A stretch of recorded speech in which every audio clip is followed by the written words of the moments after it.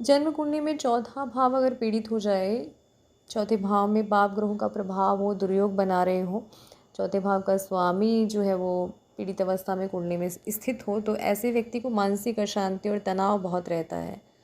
चौथा भाव अफ्लिक्टेड हो जाता है। चौथा भाव जो है वो मन का है, मन की शांति है, सुखों का है, साथ ही साथ घर परिवार का है, जन्म स्थान है चौथा स्थान।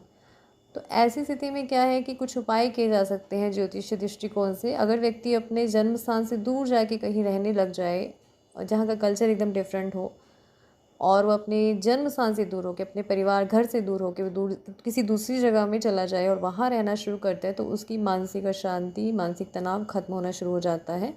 चतुर्थ भाव अगर पीड़ित अवस्था में हो तो एक अच्छा उपाय है। साथ साथ अगर चतुर्थ भाव या चतुर्थीश अगर पीड़ित अवस्था में है, तो व्यक्ति को किसी ऐसी जगह पे रहना चाहिए जहाँ आसपास पानी हो। किसी नदी झील के किनारे बैठना, कुछ समय वहाँ व्यतीत करना चाहिए, क्योंकि चौथा भाव चंद्रमा का कारक भाव होता है और वहाँ पर अगर अशुभ ग्रह और पाप ग्रह आते हैं तो चंद्रमा की विशेषताएं और कारकत्व नष्ट हो जाते हैं, उनको नुकसान पहुँचता है। तो पानी वाले स्थान पर बैठना व्यक्ति की चंद्रमा को शक्ति प्रदान करेगा, पाप ग्रह के दोष को कम करेगा और मानसिक शांति और सुकून देगा।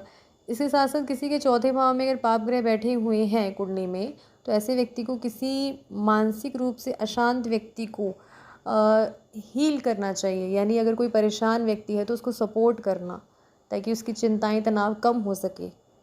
तो ये भी एक उपाय है अपनी कुंडली के चौथे भाव को ठीक करना, किसी और की मानसिक अशांति और तनाव और पीड़ा को कम करने की कोशिश के द्वारा।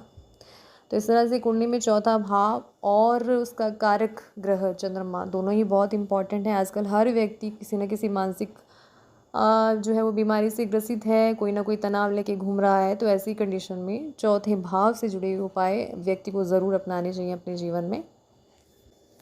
चौथे भाव की मजबूती व्यक्ति को अपने जीवन को संतुलित करने के लिए बहुत ज़रूरी है।